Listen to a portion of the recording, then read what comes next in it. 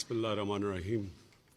I especially want to thank شروع اللہ کے نام سے جو بڑا مہربان نہایت رحم والا ہے. میں صدر اردوان کا خاص طور پر شکریہ ادا کرنا چاہوں گا. میں سب لوگوں کو خوش آمدید کہتا ہوں جو اپنے ملکوں کی نمائندگی کر رہے ہیں. میں اسلاموفوبیا پر بات کرنا چاہوں گا کیونکہ میں نے اپنی زندگی کا بیشتر وقت برطانیہ میں گزارا ہے اور بہت سے مغربی ممالک میں سفر کیا ہے جہاں میں نے اس مسئلے کو بڑھتے ہوئے دیکھا ہے. Western countries. So I've seen this phenomena grow, and I think it's very important to address it because it's especially people, Muslims living in Western. اور میرا خیال ہے کہ اس مسئلے پر بات کرنا ضروری ہے کیونکہ مغربی ممالک میں رہنے والے مسلمان اسلاموفوبیا کا شکار ہو رہے ہیں. اس کے خطرناک نتائج آ سکتے ہیں اگر اس مسئلے کو حل نہ کیا گیا، کیونکہ ہم جانتے ہیں کہ کسی بھی کمیونٹی کو دیوار سے لگائے جانے سے بنیاد پرستی بڑھتی ہے. ہم نے دیکھا ہے کہ مانچسٹر اور برمنگھم میں پاکستان کمیونٹی کو حقوق سے محروم رکھا گیا. اس کے نتیجے میں ان میں بنیاد پرستی میں اضافہ ہوا ہے. ہم نے بالکل اسی طرح یورپ میں بھی اسلاموفوبیا بڑھتے دیکھا ہے. میں اس موقع سے فائدہ اٹھاتے ہوئے آپ کی توجہ اس پر مبذول کرانا چاہوں گا. So I just want to take this opportunity to address this issue.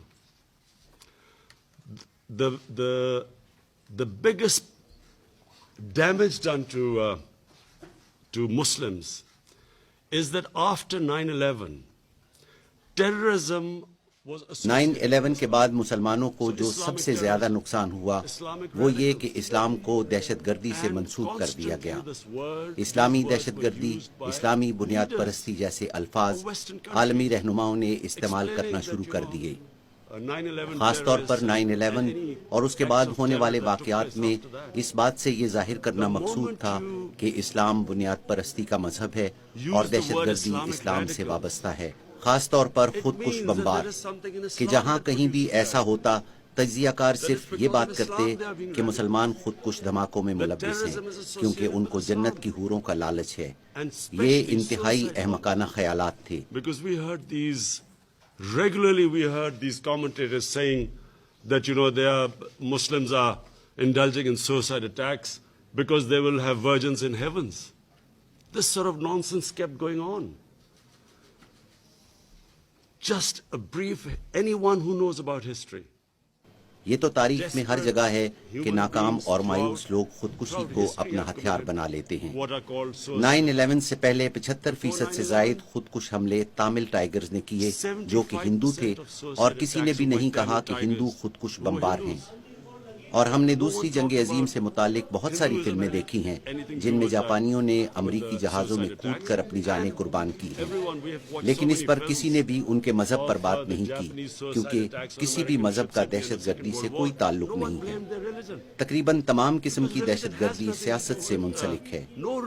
یہ انصاف کی ناکامی ہے جو ناکام اور مایوس لوگ پیدا کرتے ہیں، لیکن اس کے باوجود ہم ہر جگہ اسلام کی بنیاد پرستی سے متعلق سنتے ہیں.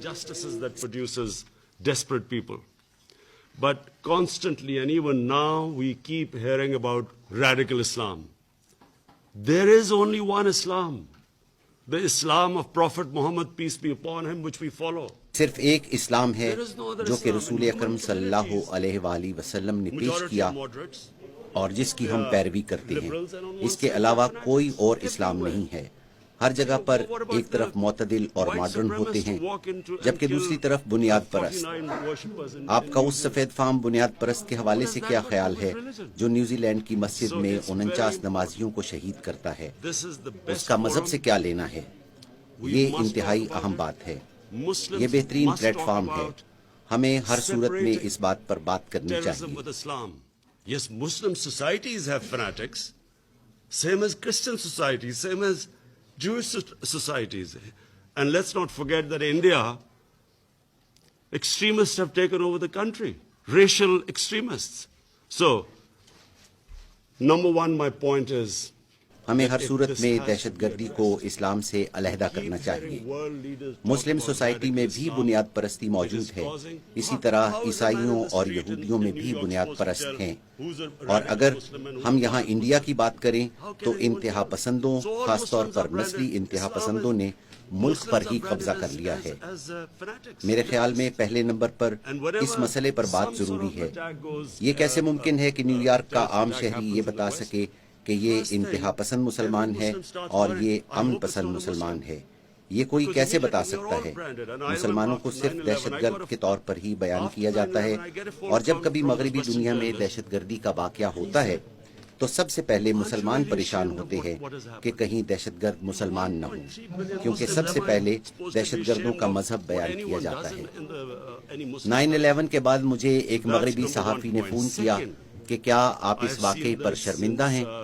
دنیا میں 1.3 ارب سے زائد مسلمان ہیں، تو کیا میں ہر اس چیز پر شرمندہ ہوں جو کسی مسلمان نے کی ہو؟ تو یہ پہلا پوائنٹ ہے. دوسرا، میں نے سلمان رشدی کو، جس نے شیطانی آیات نامی کتاب لکھی جس میں ہمارے پیارے نبی اکرم صلی اللہ علیہ وآلہ وسلم کی توہین کی گئی، ان دنوں میں انگلینڈ میں کھیل میں مصروف تھا، اور مجھے انگلینڈ اور وہاں کے مائنڈ سیٹ کا اندازہ ہے کہ مغربی دنیا میں رہنے والوں کو اس بات کا قطعی اندازہ نہیں ہے کہ اس سے مسلم دنیا میں کتنی بے چینی پھیل سکتی ہے، کیونکہ یورپ مذہب کی اس طرح سے تقریم نہیں کرتا جیسے کہ ہم کرتے ہیں. ہم مذہب کے مطابق زندگی بسر کرتے ہیں، ان کا مذہب کے حوالے سے معاملہ بالکل مختلف ہے. Life of Brian, a comedy by Monty Python's Flying Circus.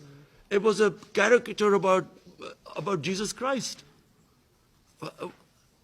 جب میں 18 سال کی عمر میں پہلی دفعہ انگلینڈ آیا، ایک فلم لائف آف برین جس میں حضرت عیسیٰ علیہ السلام کے حوالے سے کردار تھا، یہ میرے لیے بہت بڑا دھچکا تھا کہ یورپ مذہب کو اس طرح سے نہیں دیکھتا جیسے کہ ہم. اور میں اپنے لوگوں کو، خاص طور پر مسلم رہنماؤں کو الزام دینا چاہوں گا جو مغربی دنیا کو مذہب اور اس کی اہمیت کے حوالے سے سمجھا نہیں سکے کہ یہ کتنا تکلیف دہ ہے کہ جب نبی اکرم صلی اللہ علیہ وسلم کی شان میں گستاخی کی جائے. ہمیں تکلیف اس لیے ہوتی ہے کہ نبی اکرم صلی اللہ علیہ وسلم ہمارے دلوں میں رہتے ہیں، اور ہم سب جانتے ہیں کہ دلوں کی تکلیف زخموں کی تکلیف سے بہت گہری ہوتی ہے. اور ہمیں خاص طور پر صدر اردوان اور دوسرے رہنماؤں کو، مغربی رہنماؤں تک یہ پیغام پہنچانا چاہیے کہ جیسے ہولوکاسٹ کی مغربی دنیا میں پابندی ہے، کیونکہ یہ یہودیوں کے لیے بہت ہی تکلیف دہ ہے، اور دنیا کو ہر اس مسئلے پر حساس ہونا چاہیے جس سے کسی کو تکلیف ہو. اور ہم ان سے یہی چاہتے ہیں کہ وہ مسلمانوں کے لیے بھی ایسا ہی محسوس کریں کہ جب کوئی ہمارے پیارے رسول اکرم صلی اللہ علیہ وسلم کی شان میں گستاخی کرے، اور یہ سب طبقات جو اکٹھے رہتے ہیں، ان کے لیے بہت ضروری ہے کہ وہ ایک دوسرے کے ساتھ کھڑے ہوں. اور میری نظر میں یہ 2 پوائنٹ اسلاموفوبیا کے تناظر میں بہت اہم ہیں. To understand each other.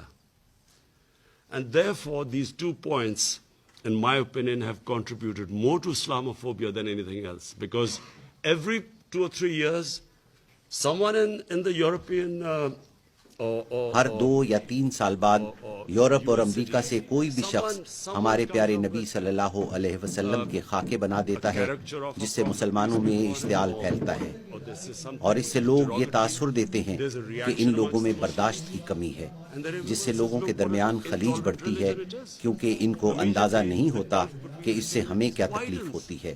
جبکہ یہاں کچھ لوگ ایسے بھی ہیں جو کہ جان بوجھ کر ایسا کرتے ہیں تاکہ اشتعال پھیل سکے. تقریر کے اختتام پر میں یہ کہنا چاہوں گا کہ اقوام متحدہ ایک بہترین فورم ہے.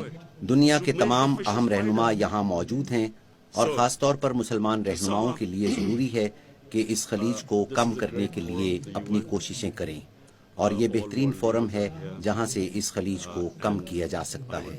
بہت شکریہ.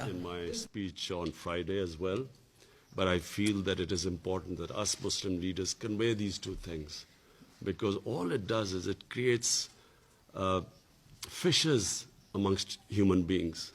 And anything that creates fissures, this is the forum where we should try to unite humanity. Thank you.